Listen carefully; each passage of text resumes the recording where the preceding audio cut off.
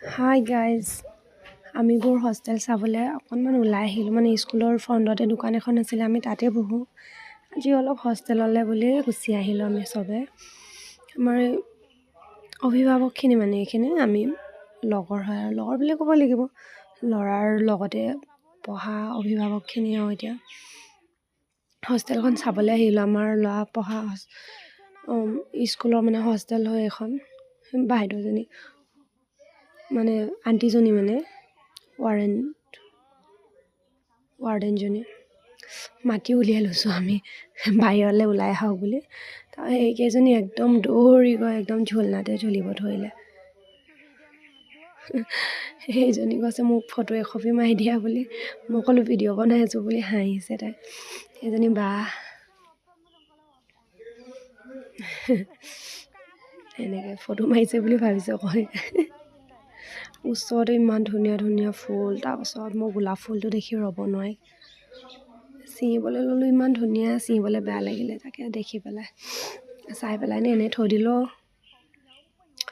তাৰপাছতে অলপ ফুলটো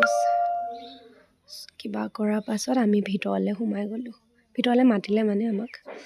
এই দুজনী একদম ঝুলনা ঝুলাইছে এইটো অপৰাজিতা ফুল আপোনালোকে চিনি পায়নে কেইজনী মানে চিনি নাপায় বুলি কোৱা কাৰণে মই দেখুৱাই দিলোঁ এইটো ইমান ধুনীয়াকৈ ফুলি আছে পাৰ্পল কালাৰত কেইজনী মই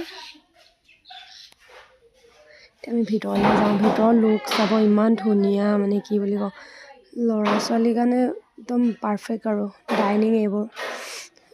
ইয়াতে মানে ছাৰখিনি ষ্টুডেণ্ট একেলগে থাকে মানে এইডোখৰত ষ্টুডেণ্টখিনি থাকে আৰু বেক ছাইডত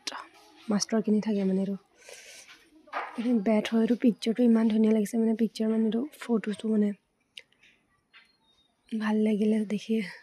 ইমান মানে চাফ চিকুণ মানে একদম ধুনীয়াকৈ ৰাখিছে বাইদেউজনী বহুত ভাল মানে ল'ৰাক বহুত ধুনীয়াকৈ কেয়াৰ লয় এইকেইজনী সেনেকৈ বহি আছে এইটো এটা ফটো এই পৰ্দা লগোৱা মানে ধুনীয়া আৰু ষ্টেণ্ডাৰ্ড এজনী দুজনী থাকে মানে ইয়াতে আণ্টি দুজনী থাকে সেয়াই বাই বাই ৱেল আৰু মোৰ চেনেলটো ছাবস্ক্ৰাইব কৰি দিব জুৰি পাতি বাই বাই গাইজ কিটচেন হয় অকণমান এইটো কৈ দিওঁ সেইটো কিটচেন হয় ধুনীয়াকৈ ইয়াতে বনাই মেলি খুৱায় আৰু বাহিৰৰ এইটো বেক ছাইড তাতে ছাৰহঁতে থাকে